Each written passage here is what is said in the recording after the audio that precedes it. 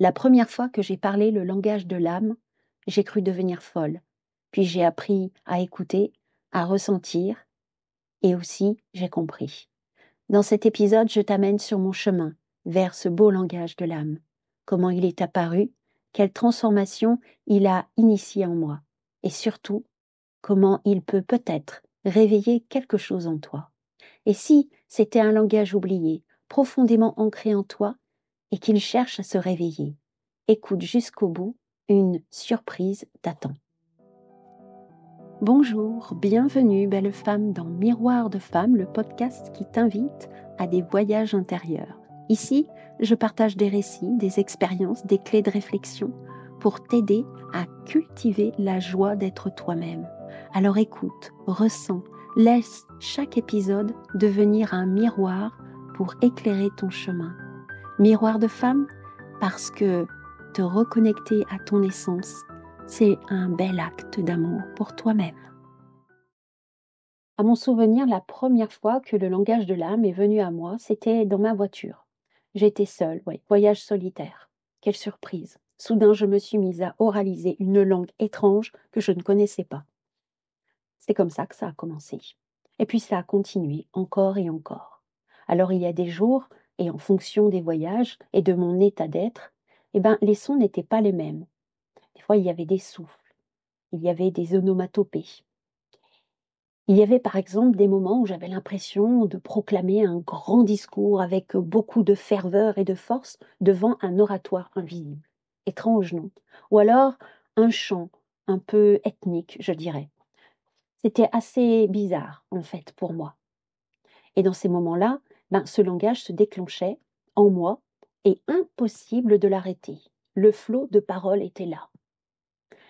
J'avais l'impression que c'était une langue venue d'ailleurs, incompréhensible pour mon mental. Alors là, côté mental, il y avait un truc, je suis en train de devenir folle, et j'ai la sensation de perdre la raison. Alors oui, comme je disais, c'était toujours en voiture, et de manière incongrue, imprévisible et incontrôlable. Ça, tu l'as bien compris. Alors bien sûr, là, une de mes peurs était que ce langage ne s'arrête pas quand je sorte de ma voiture et que je me retrouve face à mes proches en train de parler ce langage étrange, sans pouvoir l'exprimer, et de passer pour une folle, bien entendu. Et puis alors, comment en parler autour de moi? Comment expliquer quelque chose qui était incompréhensible pour mon mental? Bizarre, non? Alors bien sûr, heureusement, quand j'arrêtais ma voiture et que je me stationnais et que je coupais le moteur, le langage s'arrêtait. Alors avec le temps, ça m'a rassurée. Puis j'ai aimé ces moments-là, d'autant plus qu'ils m'apportaient toujours du bien-être. Je passais de bons moments. C'était un temps de relaxation qui me faisait du bien. Et puis au fur et à mesure, j'ai eu un sentiment qui a grandi en moi, celui du connu, comme si je connaissais au fond de moi ce langage-là. Alors je me suis mis à l'apprécier et à aimer et à vouloir que ça continue en fait. Mais je n'en parlais à personne. Non, non, pas possible. Alors comment expliquer, comment expliquer ce phénomène-là? C'était mon jardin secret. Et puis un jour, je suis allée à un séminaire qui porte le nom Les Portes du Cœur, animé par Valérie Jesper. Et là, j'ai vécu une belle surprise. 5 jours pour quitter le mental et se connecter au cœur. Tel était l'objectif. Différentes pratiques étaient proposées pour cela. Et c'est donc ainsi qu'un matin, Valérie nous informe que nous allions expérimenter le langage de l'âme. Autour de moi, à l'annonce de cela, l'assemblée était réjouie, presque impatient de vivre ce moment-là. Il y avait des exclamations « Waouh, génial !» Moi, j'étais surprise parce que je ne savais pas trop à quoi m'attendre. Alors pour débuter la séance, Valérie nous a fait une démonstration. Et là, waouh, quelle révélation! Son langage ressemblait à celui que je pratiquais en catimini dans ma voiture. Et oui. Alors ce n'étaient pas tout à fait les mêmes sons, elle ne vocalisait pas tout à fait de la même manière, pourtant je comprenais que nous étions sur le même type de langage. Il y avait un goût de comme à la maison. Ça a été un vrai moment de bonheur pour moi de me dire que ah, je suis pas toute seule à parler comme ça. Qu'est-ce que ça m'a fait du bien. En écoutant avec beaucoup d'attention une personne autre que moi parler ce langage, eh bien, j'ai eu des souvenirs qui sont remontés à moi, des souvenirs très lointains, des souvenirs de la toute petite fille que j'étais, qui parlait ce langage, qui aimait ce langage. D'ailleurs, je ne suis pas la seule à le dire, les petits-enfants parlent ce langage, jusqu'à ce qu'on leur apprenne à parler entre guillemets correctement. Alors on ne va pas se mentir, nous sommes formatés, n'est-ce pas, par cette société, par notre entourage, rien de mal à ça. C'est pour vivre en société et pour pouvoir se comprendre et s'entendre.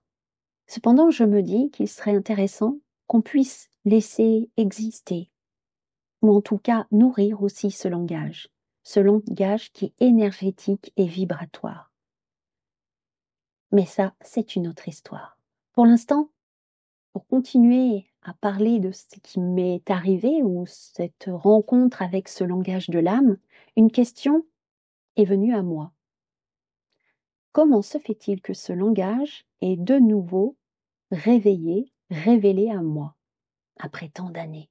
Alors je me suis aperçue qu'en décembre 2016, suite à une ouverture de conscience, où j'ai décidé de changer ma vibration, après une année assez complexe, je dois dire, eh bien, s'est ouvert à moi le monde énergétique et le monde vibratoire. Et comme je viens de le dire, langage de l'âme, langage énergétique et vibratoire. Tout comme la fréquence akashique d'ailleurs. Tout cela s'est ouvert à moi petit à petit. Et ça, c'est suite à ma demande. À ma demande de changer ma vibration. Bon, cela n'explique pas tout. Pour me réouvrir au langage de l'âme, il m'a fallu des conditions particulières. Les trajets en voiture réunissent ces conditions de manière étonnante. Et oui, en fait, j'ai appris sur mon chemin d'exploration spirituelle, notamment lors de séances d'hypnose, que quand nous conduisons, nous sommes à des moments dans cet état d'hypnose. Mais peut-être que tu le sais déjà. Dis-le-moi en commentaire si tu connais cette information. Si tu n'es pas au courant, je t'explique. Quand tu fais un trajet habituel en voiture, tu as peut-être remarqué qu'il y a des moments, tu arrives à destination sans t'en rendre compte. Peut-être même qu'à certains moments, plongé dans tes pensées, tu empruntes ce chemin habituel alors que tu voulais aller ailleurs. À qui ce n'est pas arrivé au moins une fois, hein? Alors pourquoi la voiture est un terrain parfait pour reconnecter au langage de l'âme? Eh bien, le mental, qui fait des blocages par moment, est occupé à gérer la conduite. Donc, il laisse un espace suffisant pour accéder aux souvenirs que ceux-ci remontent de notre inconscient. Ce sont des moments propices aussi pour laisser libre cours à son imagination. Il m'est par exemple arrivé bien souvent d'avoir des nouvelles idées en conduisant. Étant donné que le mental, ce protecteur qui veille à notre sécurité, est trop occupé à la conduite, à être attentif à la route, au respect du code, aux autres conducteurs, eh ben, il ne nous met pas de barrière. Il est trop occupé à éviter le danger de la route. Donc, il ne peut pas faire plusieurs choses en même temps. Dans ces moments-là, il nous laisse l'accès à nos souvenirs, à ceux enfouis bien au fond de nous. Étonnant, non? C'est ainsi que le langage de l'âme s'est de nouveau révélé à moi, à ma grande surprise. Alors, pour récapituler mon parcours, voici les étapes que j'ai pu identifier. En premier, il y a la demande énergétique et vibratoire. En second, il y a un espace propice pour laisser émerger le langage. En troisième, il y a l'acceptation de ce nouveau langage entre guillemets. Et enfin, il y a le réveil du souvenir que ce langage a toujours fait partie de moi, qu'il fait partie de mon essence.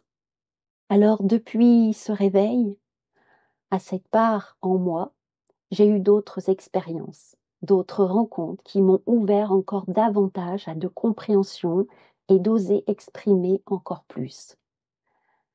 Et puis j'ai appris que ce langage pouvait avoir d'autres noms, comme le langage de lumière, le langage galactique, le langage de sagesse et encore bien d'autres. C'est à explorer. Mais peu importe le nom que nous lui donnons, c'est un langage qui relie les cœurs, qui nous connecte à notre âme, à l'âme du monde, à l'univers, au divin, à différentes lignes de temps et à d'autres peuples galactiques et bien d'autres possibilités encore. Avec ce merveilleux langage, nous sommes en connexion directe avec la connaissance avec un grand C. Et le mental dans tout ça? Eh bien, le mental, il a accepté cette nouvelle façon de communiquer. Mon mental a réalisé qu'il n'y avait aucun danger, alors il s'est mis au service, car il a même constaté que cette langue m'apportait du bien-être. Il donne aussi accès à des perceptions subtiles qu'il peut interpréter, notamment grâce aux sensations ressenties dans le corps. Et puis, ça lui donne accès à des images qui peuvent arriver, parfois des sons subtils et même des odeurs qui s'invitent. En fait, ça nourrit son besoin de comprendre. Mon mental est en paix. Alors bien sûr, il y a par moments un peu de doute qui reviennent. Toujours est-il que je garde en mémoire qu'il est important de le laisser à sa bonne place, tel un petit enfant maternel qui a besoin d'avoir des limites. Alors je garde ma vigilance. Il y aurait encore beaucoup d'autres choses à dire sur le langage de l'âme. Alors je reviendrai pour en parler au fur et à mesure des révélations, des compréhensions qui arriveront à moi, parce que ça grandit de jour en jour. À l'heure actuelle, tu peux déjà bénéficier de live, de vidéos que je partage sur ma chaîne YouTube, Bénédicte au cœur de soi, et je propose aussi des ateliers pour explorer et rencontrer ce langage. Alors il me semble important, à l'heure actuelle, de partager ce que nous connaissons sur ce langage de l'âme, qui est mis de plus en plus au grand jour avec l'avènement de l'ère du Verseau, une ère qui est dite spirituelle, où nous serons invités à être avec un grand E. Et le langage de l'âme sera probablement le langage de prédilection. Je te laisse maintenant écouter un message que j'ai envie de te partager aujourd'hui. Il pourrait te parler, te déranger, te surprendre. Il pourrait aussi te réjouir, peut-être te contracter. Peut-être que tu t'y reconnaîtras. Je t'invite à te laisser porter, à accueillir tout ce qui se présente à toi comme un nouveau plat que l'on te propose de goûter. Alors belle écoute. Nale que sai o kronze zilöch an ze fielig dai von basetianase. Unika masetiul an de sekti lakma satiole fin saliela mashleti. Sonila baklöch onzes ina la masetian alabab an de sochon de setikel matikin satuluknave Nis an de kynzatso kushmazelia abas an de seliam baiti yamase. Solikamba, tot in zalik di yo masatilem, tonisat yalakbom bale sen, tinas autokunchesa.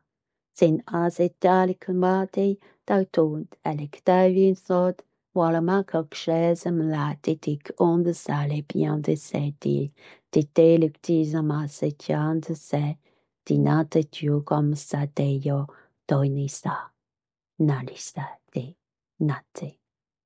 Et toi, parles-tu le langage de l'âme, le langage de lumière, le langage galactique? Je t'invite à partager ton ressenti, ton expérience en commentaire. Et si pour toi c'est une nouvelle découverte et que tu sens le besoin de découvrir davantage cette facette en toi-même, je peux t'accompagner sur ton chemin d'exploration. Dans le descriptif de cet épisode, tu trouveras mon adresse mail pour me contacter ou le lien Calendly pour une séance akashique pour mettre en lumière ton propre langage.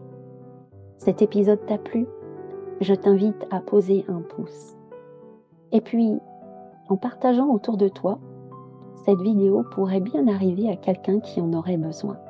Et je t'invite aussi à t'abonner à la chaîne et à activer la cloche pour ne manquer aucun épisode. Et puis, en t'abonnant, tu favorises la visibilité de cette chaîne. Je t'en remercie. Je te donne rendez-vous à très bientôt pour un nouvel épisode de Miroir de Femme. Au revoir.